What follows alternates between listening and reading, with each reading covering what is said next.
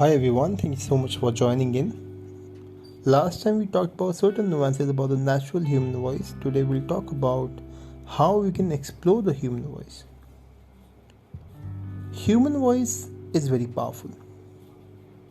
Throughout history, voice has always moved people and swayed opinions. Words are important, they aren't essential. Voice's power is in the sound. I'm sure that even before language, when prehistoric man shouted "Ah" from a mountain top, his tribe down below could tell from the sound whether it meant I've got supper or I have been attacked by a saber-toothed tiger. And the response by stoking the fire or rushing to the rescue happened. Before the printed word, the voice alone carried the group's history via spoken stories. Each telling of a story was a new telling. There were different tones, there were variations of major parts in creating a story's impact. People listened intently and were moved by the sound of the words. Words were sounds, sounds were words. Even after the introduction of the printed word, the great speeches were what caught the public attention and imagination. I will take you through a quick tour of the highs and the lows of powerful voices. Along the way, I will break down some of the unhelpful assumptions about the voices, including your own. I'll try to set you on the path to develop your unique and powerful voice. Now let's go into discovering the power of voices. Talk is the currency in today's world. People are talking more today than ever before. This new platform is launched, Clubhouse. People are going crazy and bonkers about it. Why? It's a voice platform. Just think about it. You chat on mobiles, you chat on Skype, you do your Zoom, you contact helplines, call centers, you have access to YouTube, DVDs, film TV, blah blah blah, radio. You listen to 24-hour news, chat show, discussion groups, interviews, every subject that is there under the sun. Even with the rise of email and other forms of electronic messaging, businesses conduct vocally. Managers spend more time in meetings than ever before. They talk to colleagues across the globe through video conferencing and webinars. Speaking is essential when approaching potential customers, launching products, and making bids. Politics is all about personality and sound.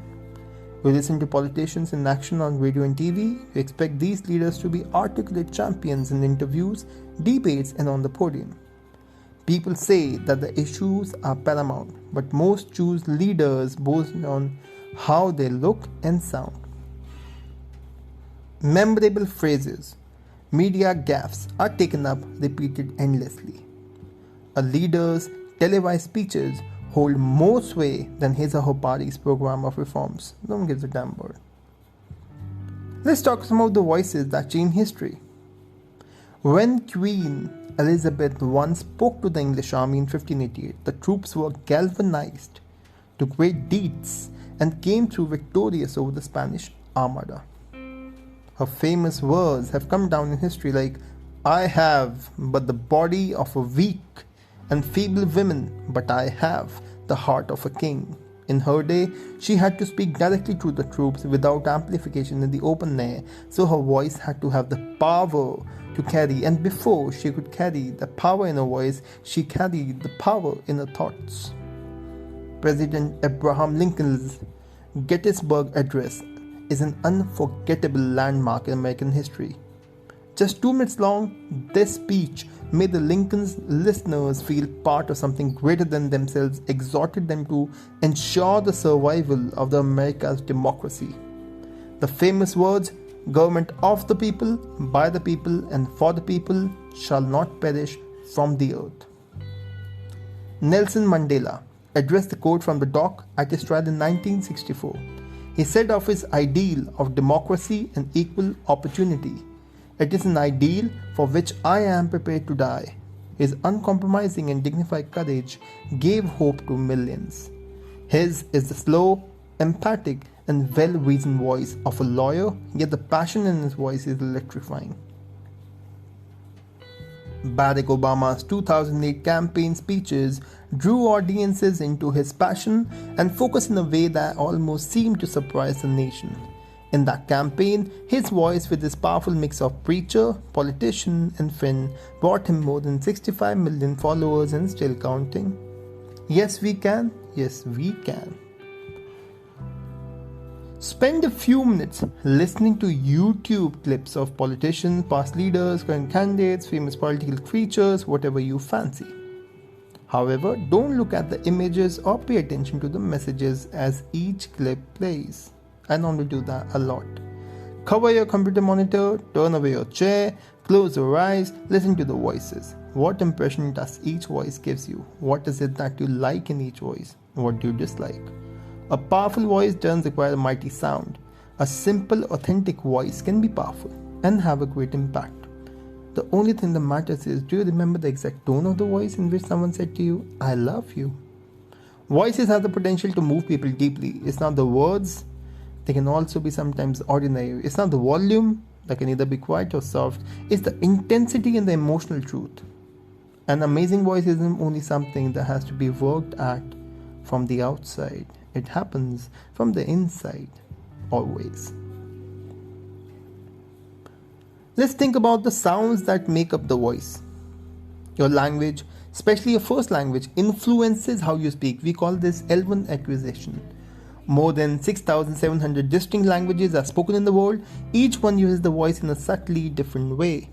Compare the deep sounds of Finnish with the nightingale voices of some Japanese speakers, the strong emphasis of German with the singing rhymes of Italian. Hear the subtly different pitches of Vietnamese and guttural or the guttural sounds of some Middle Eastern languages. You probably retain at least a shadow of your childhood accent in your voice today. English is official language of about 3,041 million people in more than 50 countries. However, the accent ranges from commanding tones of UK to the questioning cadences of Sydney, from the confident fast talk of New Yorkers to the sing-song rhythms of Indo-Caribbean people. Even within today's interconnected world, accents abound. Travel within 100 miles of London, and you come across a notably different accents of London Cockney, Surrey, Received pronunciation, rural Hampshire, and Dorset with its faintly American drawl. Accents throughout the southern US are similarly rich and varied with a small geographic area. In some of the upcoming episodes, I'll dig deeper into accents. But before we do that, let's understand what we understand by this word called accent. Accent refers to the distinct, different pronunciations of words, the varied rhythms, ups and downs of pitch, different parts of the world. When people refer to dialect, they include accent but go beyond it to incorporate different grammatical usage and even vocabulary. Many dialect words are so wonderfully descriptive they have slipped into the general usage, but others remain impossible to understand. Hod yeah the beast, says someone from Scotland, for example, be quiet. Listen to someone who has always lived in the country, than to someone who lives in the city. For example, compare the voices in Sex and the City with those in Emmerdale. What differences do you hear? Country dwellers tend to have slower, more musical voices, while city dwellers often speak very sharply and very quickly. City people probably have more in common vocally with cosmopolitan speakers across the Atlantic than with their near country neighbors. Even your profession and your previous jobs most likely affect your speed, your pitch, your enunciation, your tone, and your other vocal qualities. Think of the smooth flow of the barrister, the fast patter of the fish market auctioneer, the prayerful intoning of certain Christian priests, the rapid chatter of young students, and the smooth smile of the sales presenter. Your voice changes with age. Listen to the uninhibited high calls of children in the playground, the flat tones of uncommunicative teenagers, the sharp quips of young adults, the stentorian tones of middle-aged officials, the frail murmurs and pipes and whistles of old age.